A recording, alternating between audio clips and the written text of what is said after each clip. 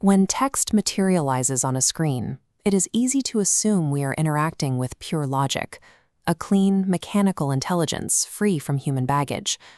But a large language model doesn't think, it calculates probability, and those probabilities are derived from scraping billions of pages of human text. That dataset is a mirror of human history.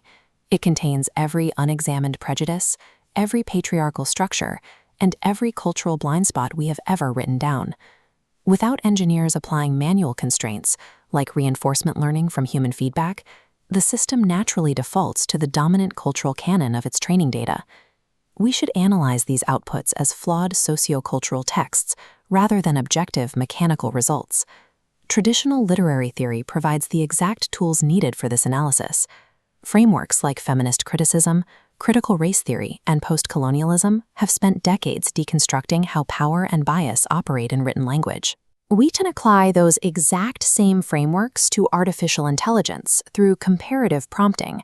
By feeding the model specific scenarios, we can map its default assumptions. This setup allows us to trace the generated text backward, isolating the statistical roots of a given response. Literary theory exposes the unconscious biases of human authors, and it can successfully audit the prejudices coded into machine learning. Let's start our audit with gender bias.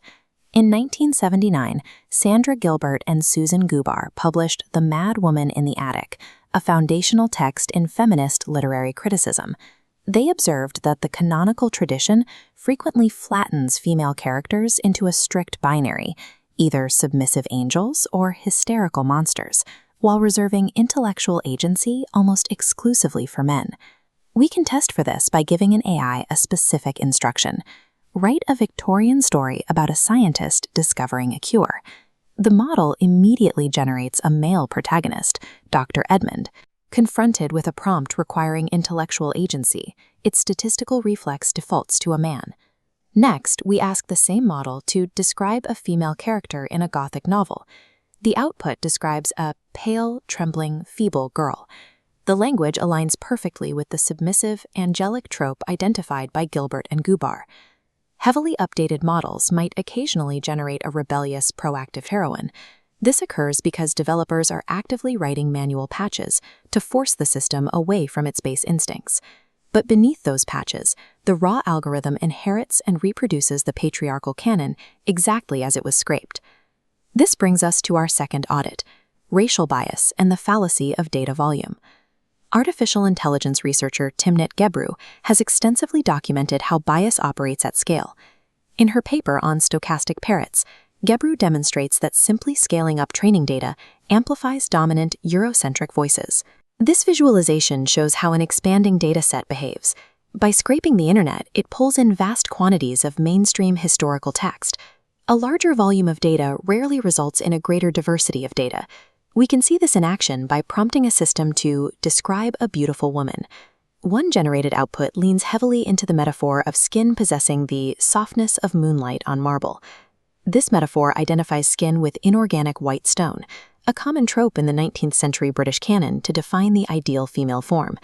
By selecting this descriptor, the algorithm reproduces a hierarchy of beauty rooted in the colonial archives it was trained on. Algorithms rely on extractive epistemologies. Because they prioritize what is most abundant in the data, more data reinforces whiteness as the algorithmic default. We must also distinguish between cultural bias that emerges naturally from data and bias that is deliberately enforced for geopolitical control. We can test this boundary by asking AI models to write a satirical poem modeled after W.H. Auden's Epitaph on a Tyrant. When we give this prompt to the US-based OpenAI model and ask it to target Donald Trump, it easily generates a satirical critique. The same model successfully generates a satirical poem about Vladimir Putin, specifically referencing his iron fist.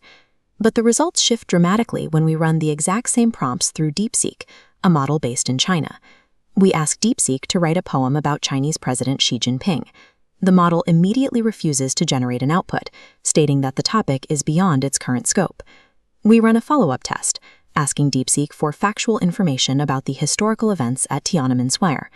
DeepSeek completely blocks this prompt as well, actively enforcing the Chinese government's historical erasure. OpenAI's cultural biases are stochastic. They emerge from the statistical weight of Western training data. DeepSeek's blind spots are the result of hard-coded algorithmic censorship. Auditing AI requires scrutinizing both the generated response and the deliberate silences where a model has been programmed to ignore its own data. This raises a philosophical question. If all human knowledge and perspectives are biased in some way, isn't an unbiased AI impossible? Yes, perfect neutrality is a fallacy.